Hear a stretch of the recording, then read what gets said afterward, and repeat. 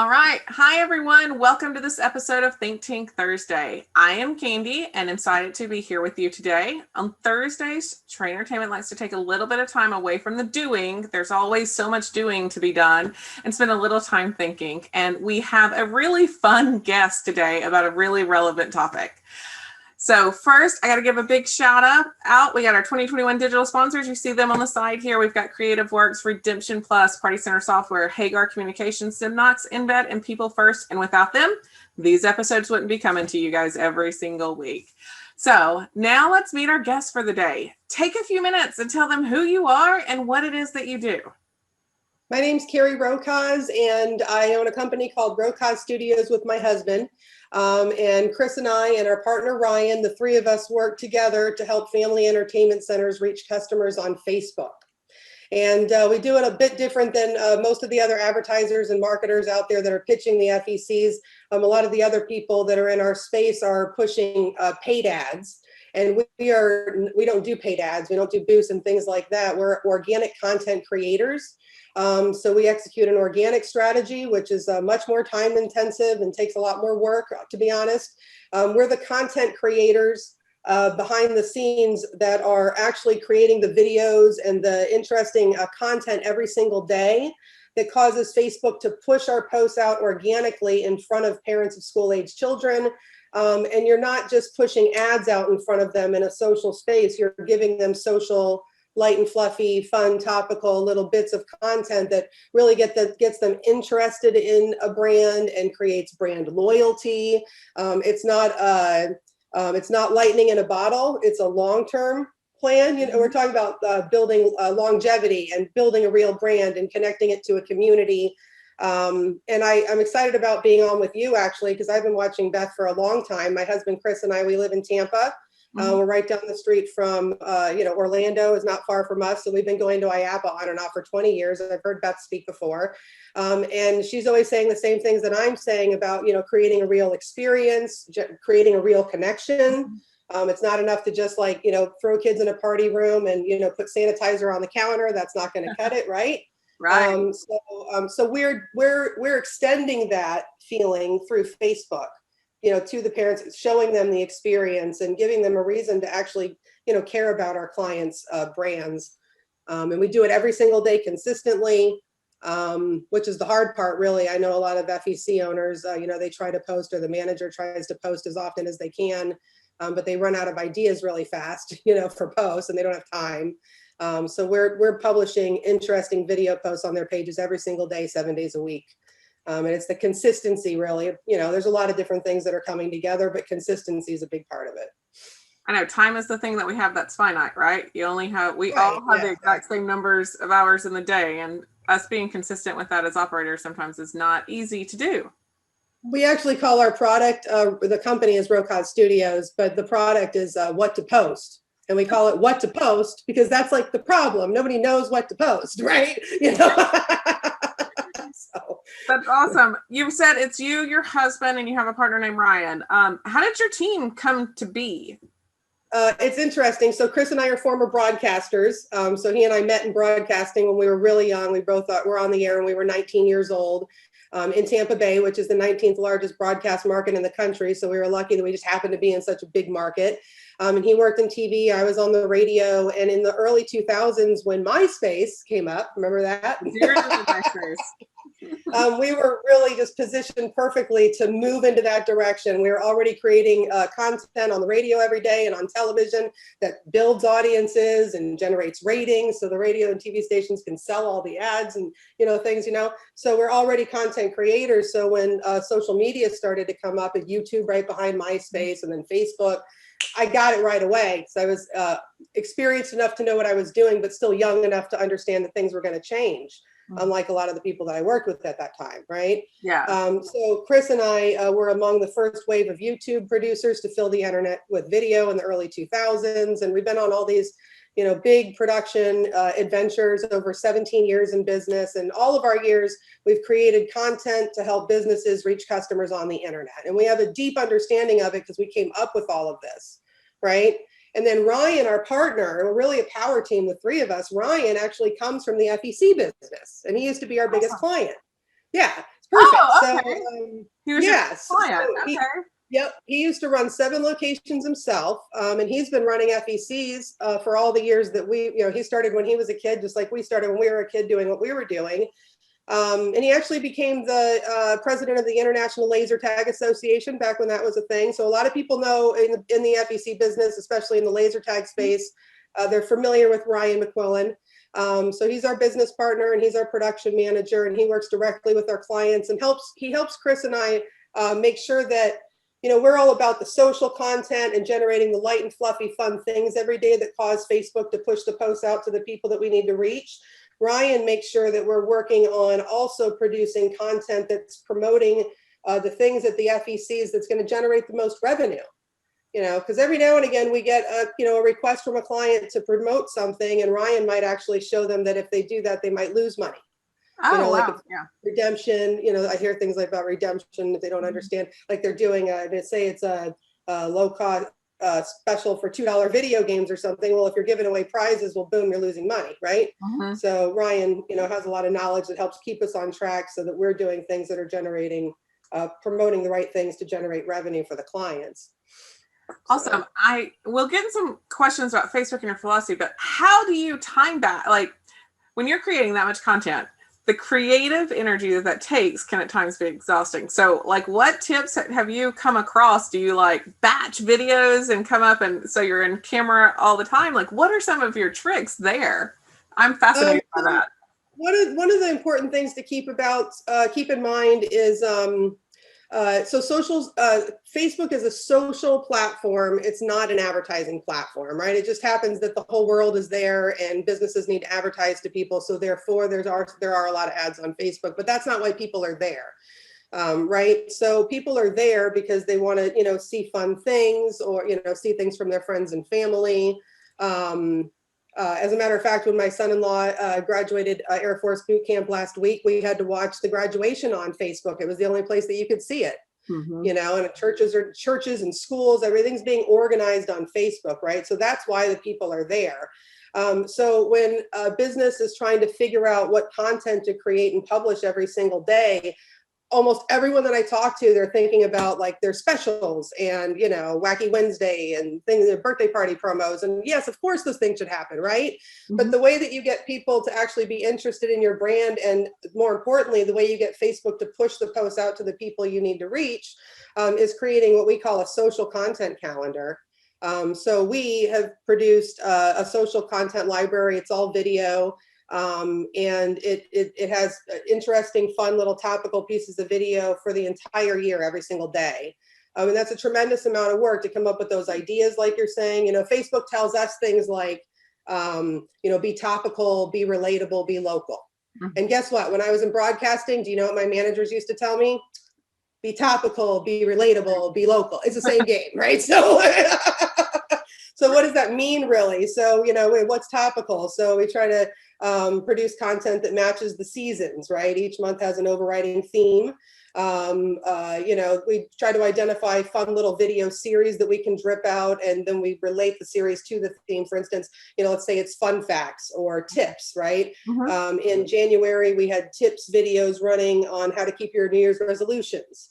And in February, relationship tips, because things are all about love. And in March, our big theme of the month is having a great birthday party isn't a matter of luck, everybody, right? Yeah. Right? So you try to think about what's topical and also try to put your head in the space of, where your client's at, what are they thinking on a daily basis?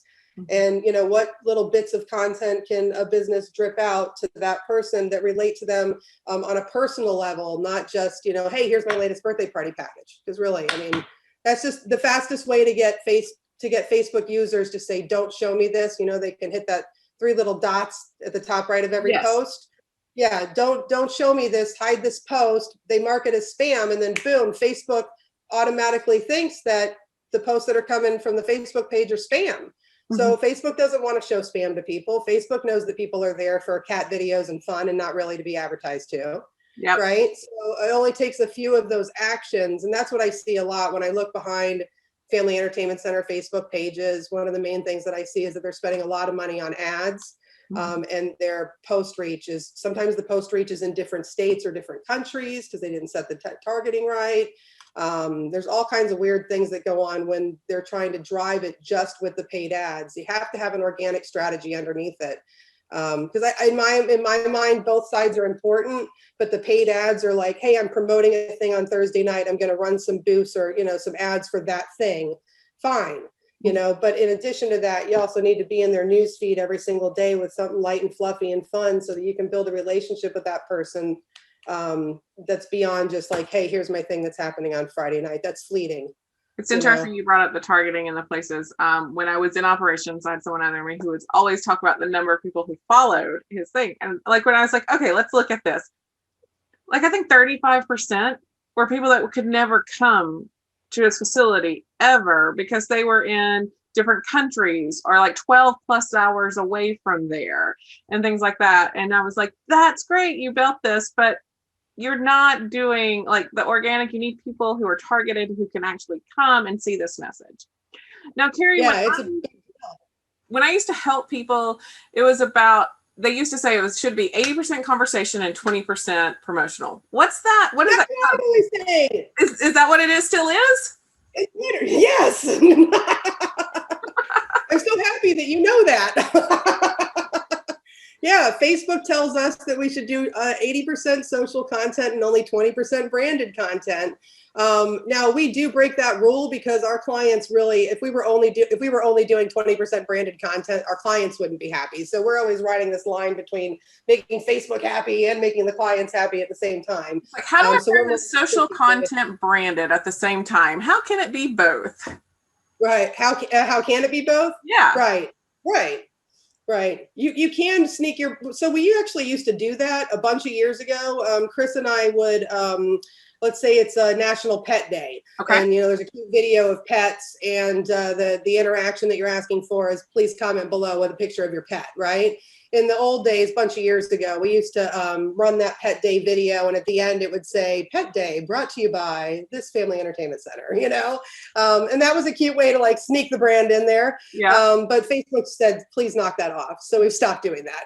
So, and also we always point out that every single post, the brand is right there at the top of the post, right? Yeah. The social icon's right there. The name of the business is right there. There's a link to it, so. And the way, and here's how it works. Let me just do this real quick because I mean, this may be old news to you, but I'm sure most of the people that are watching this are going to have no idea. Yeah, ThinkTank Thursday is not about me; it's about them. So the way that it works. So you mentioned likes and follows, right? I get questions about that all the time too. And really, the likes and the follows, that's only one interaction or one trigger, right? But it's not really the one to focus on. What we really want to focus on is the 3-second view. Because here's what people don't realize about Facebook. Facebook is monitoring all of our behaviors in real time and matching content to us based on those behaviors in real time. And when Facebook's talking about behaviors, I mean, they're talking about little tiny itty bitty micro movements on the screen. They know every little micro movement. I receive white papers from Facebook and it tells me that, moms look at their Facebook newsfeed before they get out of bed and go to the bathroom in the morning. And Facebook knows that for definite because of the way the woman is sitting with the phone like this in bed. Like they know she's sitting. If they're in the bathroom, they know they're sitting like that. Do you know what I'm saying? It knows everything. It's creepy a little bit, but it's amazing for marketing, right? So as people are scrolling and doing this, our job is to get them to, my husband says, stop the thumb, right? That's our job. Because they're like, stop the thumb. You want them to stop and look.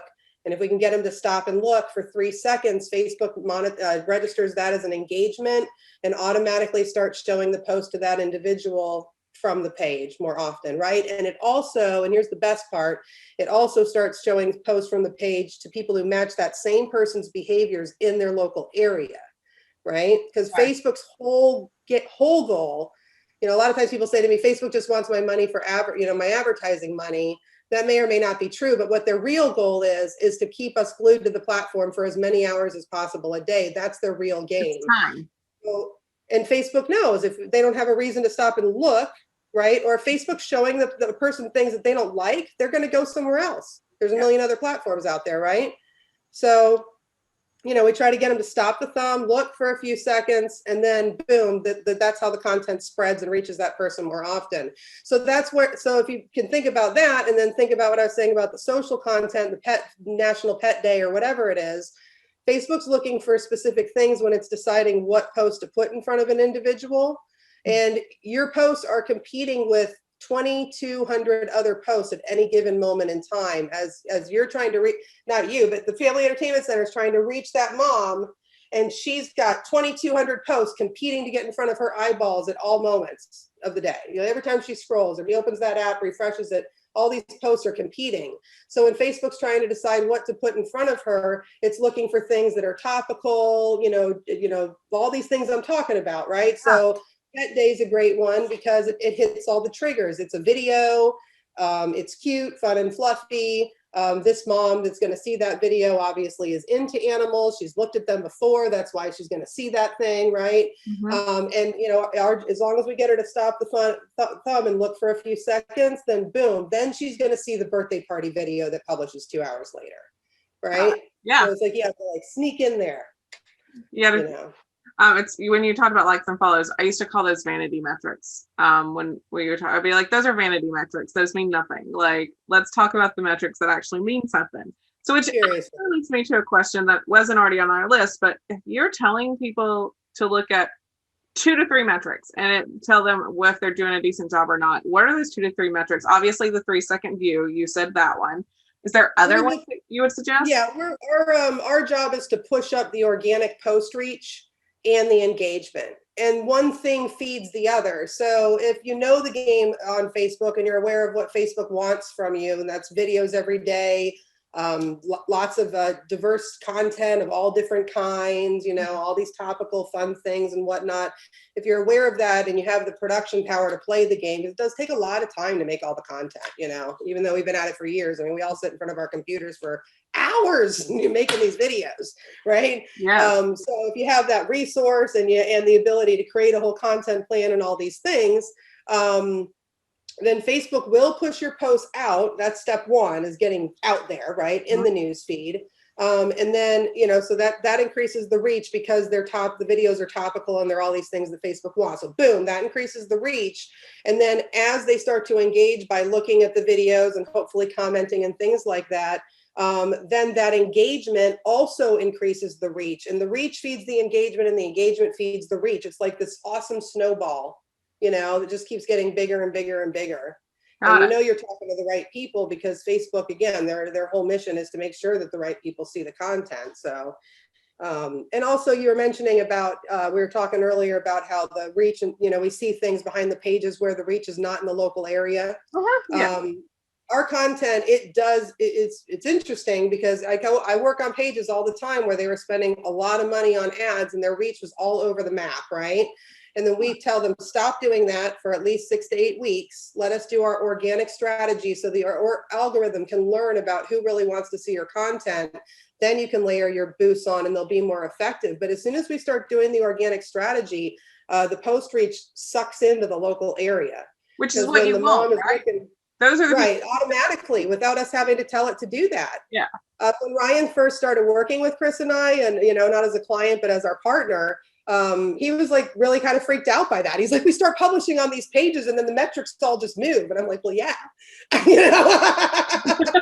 it's interesting. It's like the posts were all over the place and then they suck in. It happens exactly like Facebook tells us it's supposed to, which is refreshing. That is nice. Yeah. I know you focus mainly on Facebook, and there are other, like you said, there's platforms popping up every day, right? Yep. Why do you feel Facebook is especially important for family entertainment centers? Because me and Chris and I, we looked at this a bunch of years ago after we, worked on YouTube and all these different things. And we looked at where our clients' customers are spending the most time. So our content's the best at attracting parents of school-age children specifically.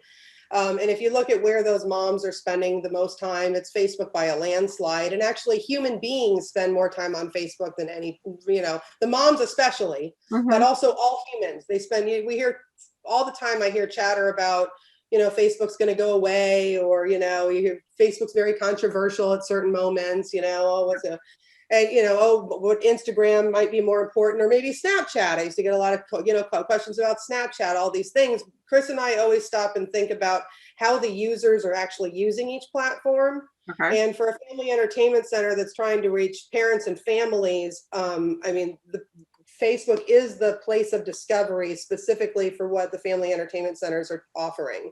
It's where they see where their friends are going to play. And when they're looking for something fun to do, they look at Facebook. When they're looking for a place to have a birthday party, they're looking at Facebook, and because Facebook algorithm knows literally everything in the world about every human that's on it, it knows like when the birthday party is coming up, and that the mom is searching for a place to have the birthday party based on her interactions and how she's scrolling with her finger and what she's looking at. So automatically the post is going to reach that mom on Facebook.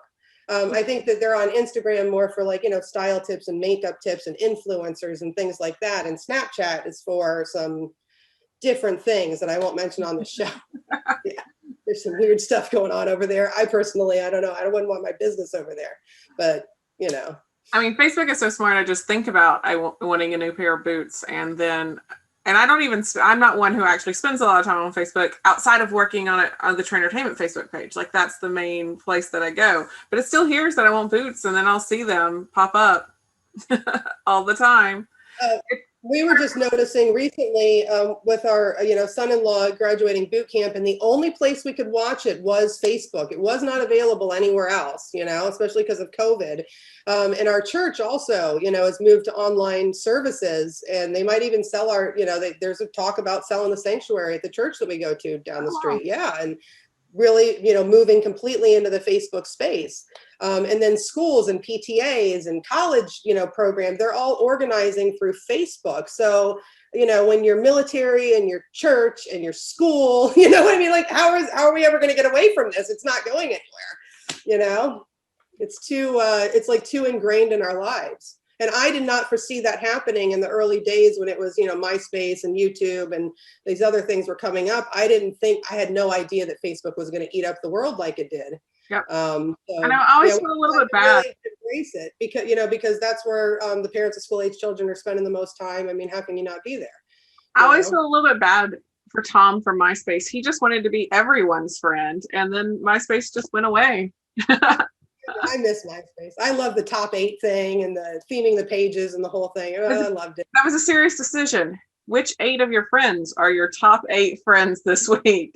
And then what song did you want to represent yourself? I think my last MySpace song was a song called Summer Girl by, I think, Julie Andrews. I think that was the very last MySpace song that I ever chose before leaving the platform for good. Mine was always video killed the radio star, because I was on the radio, and then I joined my husband's production company. Yeah. So you've told us a little bit about the difference between organic and paid strategies. So your suggestion is to start in the organic, and your tips for that, I know number 1 tip is to call Carrie and get some tips. But if you're trying to do it on your own, what are like your top 3 tips if you're growing organic? So you really want to think about, what good social content to produce. That's the first step, is getting it down on paper. I think that when people just start shooting things willy-nilly, you end up with a whole bunch of shots, and then they sit in computers or phones and they never make it to the internet, and there's no plan behind it. So, writing it down, getting out a calendar, and, writing down the content. We're planning our May schedule right now for our clients, and we schedule everything out a month ahead of time, so you want to think forward. And then also thinking about how to make the post as visually stimulating as possible. So one thing I see on a lot of FEC pages, and it makes sense because it used to be the way to do things, these static posts that are like just posters, you know what I mean? Yes. And they just have text on them, and maybe they have some cool graphics and whatever, but that's like, 1999 marketing. Okay. You know what I'm saying? Like they made a flyer for something and then said, I'll upload this flyer up here. It makes sense. Like, I totally get it, because you would put that flyer on your window or something, right? But on Facebook, people can't really see it. And that's one of the reasons those posts don't get into the news feed. Facebook wants to show people things that are going to catch their attention and make them look, right? So if you're scrolling, sometimes those posters, like you can't hardly see them. You have to press and zoom and things. It's just terrible, right? So it's not even going to get in front of the news feed. So trying to think differently and do things that are visually stimulating. That's the main thing. Facebook actually has a motion sensor in the algorithm where it's looking for motion in the first several seconds of the post. So sometimes I talk to a family entertainment center owner and they'll say, well, I have somebody already making videos for my page. And I go to the page and they're not really videos. They're like a static graphic or something that's been compressed out to an MP4, or maybe I think Canva is the program. And there's also an app called Ripple where you can like upload a picture and then like a little animation will happen, like just some glitter.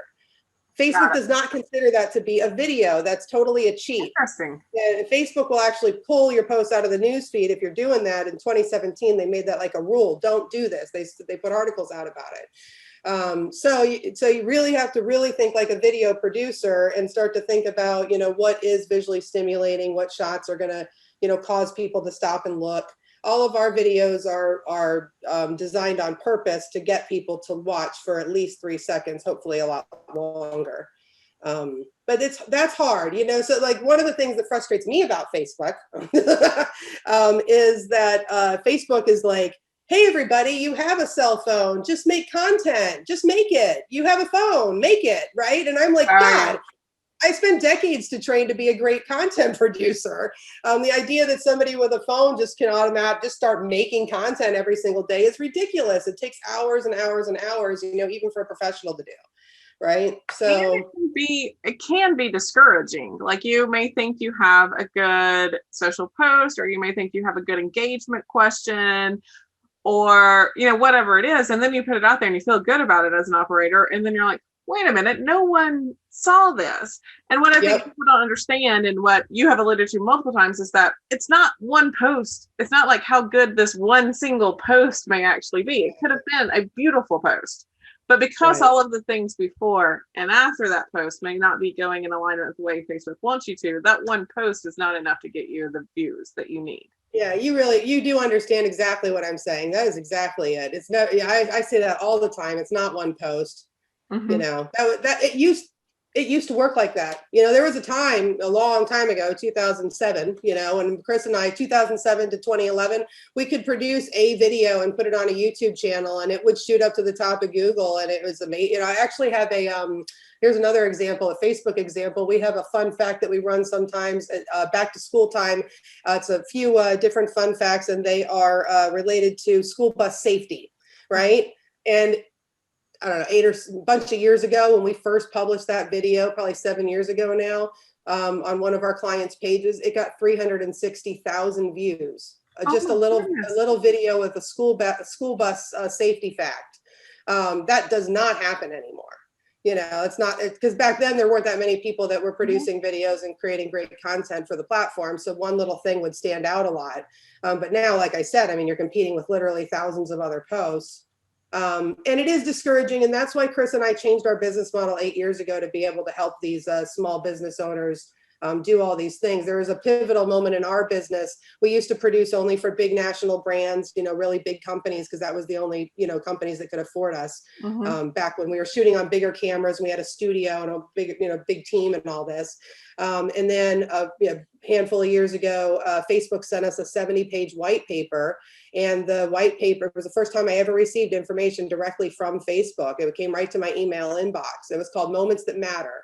And they broke down what a small business needs to do in order to reach customers. That was as things were starting to change away from the old like system, right? It was all about to change. So Facebook was like, here's what you need to do, everybody. And they said short form videos every day, identify, good social content, be topical, relatable, blah, blah, blah, blah, blah. And I said to Chris, I was like, oh my God, I don't know any small business owners that are going to be able to do any of this. Seriously, because like, what is good content every single day? We could talk about that for hours and hours. It's a moving target. It's not a science. It's a lot of different things, and right? So just that word, and we received the information, and we made a big change in our business, closed our studio, shrunk back down to the two of us, completely changed our pricing so that we could work for the small businesses. We decided no contract because we don't, I work with small family companies. I don't like trapping them into business. We thought about everything from their perspective. We decided to lean into Facebook and not the other platforms because that's where their customers spend the most time. And I don't like the idea of small businesses spending money, sprinkling crumbs at the top of all these little online funnels, but then nobody's working them to get them down the funnel. Right. So we said, so anyway, you're right. It's discouraging. Your average business owner definitely can't do this themselves. Your average marketer or advertising professional, they usually come from the advertising side of things. So this whole, business about social content and all these things I'm talking about, most marketers don't have the ability to create, 45 to 60 video posts a month for each client's page. Right. I think even that word content, it's thrown out there so much, but I think if you ask most people what is content, I bet a lot of people couldn't really give you a straight answer as to what content. It's a hard question. It's a hard question. I mean, people, I understand it more deeply actually since we've been doing this just from Facebook. And that's after I spent, a decade and a half on radio and, had all these different adventures, as all the social media was coming up. And, Chris and I got to work right alongside some of the big players that, helped design the technology that we use today. Mm-hmm. So many years ago, we knew it was coming, Web 1.0, 2.0, 3.0, everything unfolded exactly like they told us. But even with all that knowledge, my personal understanding of what is good content has changed a lot, like even just in the last 5 years. Mm-hmm. Because we look at the analytics we publish around 3,000 video posts a month now. And you look at the analytics and all that on different pages. Why did something work over here, not over there? Why didn't this video work? I thought it was going to be the best video ever. And that even happens to us sometimes. Yeah. But we're publishing so many posts that, I tell my clients, if one video is not a hit, don't sweat it. We're not going to run it again. Nah. Yeah. So I do notice through the online forums and stuff, like you have an offering that seems to stand almost any time for people. Do you want to talk a little bit about that offering that you throw out there all the time? The Insights Report? Yeah. Yes. Thank you. Yeah. So one of my, this started at the beginning of the pandemic. Chris, Ryan, and I, the night that the shutdown started, we realized obviously our clients were going to be in a whole lot of trouble, right? And mm-hmm. And we tried to, we had an emergency meeting and we talked about things that we can do to help the FEC industry survive all of this, right?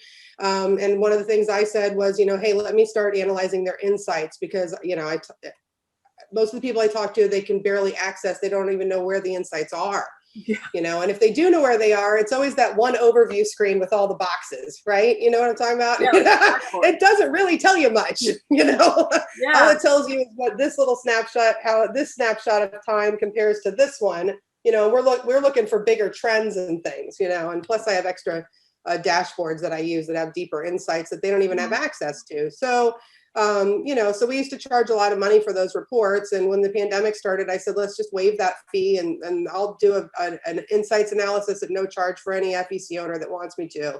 And it's just one of those things that I do to, just try to help.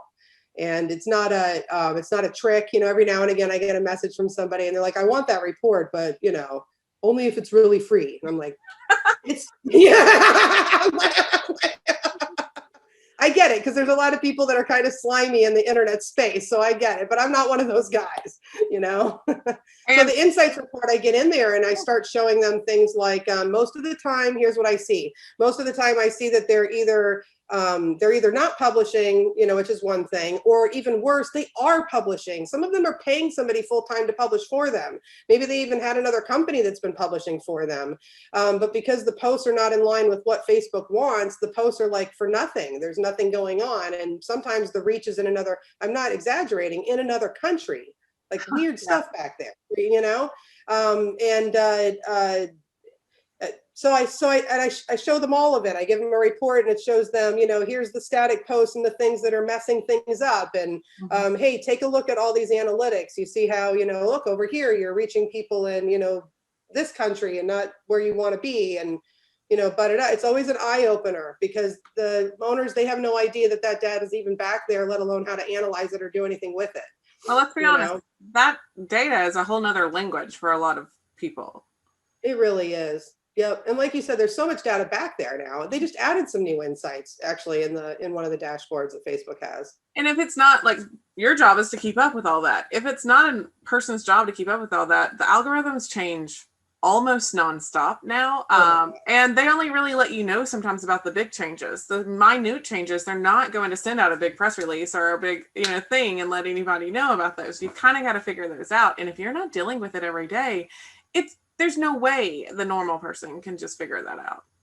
Yep. And you're right. It changes so often. Sometimes the marketing company that they had, handling for them, they're executing a great strategy that was really good like 5 years ago.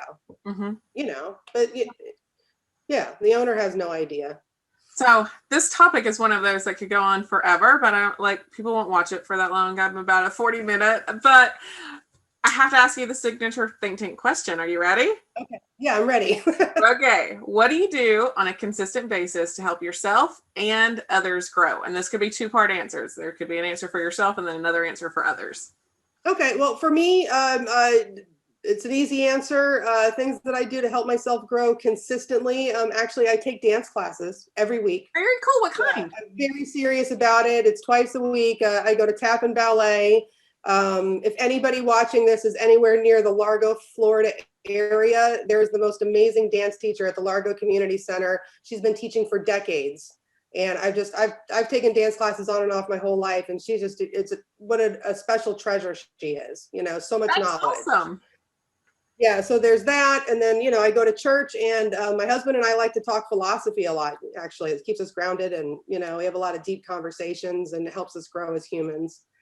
And then as far as what I do to help other people grow, really being a former broadcaster, I believe my purpose is to give people encouragement and inspire them, motivate them. And, that is really above everything else. I share my expertise. I talk about Facebook a lot, but I really think that the best thing that I do to help other people grow is to always have something positive to say.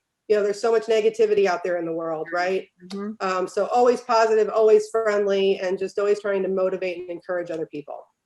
That's awesome. Well, Carrie, thank you for your time today. I'm sure people are going to want to know after watching this. So where can people find you? Look me up on Facebook. That's the best way. And you just search for me personally, Carrie Rokosz, which I know is really hard to spell. Is it going to show up on the screen somewhere? Yes, it will show up. Okay. Yeah, Rokosz. It's Chris's name. Mine was easy. Mine was Bush, but we've got Rokosz now. So yeah. Easy to hard. That happens sometimes. Yeah. Again, yeah, thank you for spending the time with us. I may have to have you back in a little bit to talk. Yeah, anytime. And also, again, thank you to the 2021 digital sponsors. If you have an idea for Think Tank or want to come sit in the tank with me, all you have to do is email me at candy@trainertainment.net. And then we'll see you again next week. Thanks, everybody. Thank you, Candy.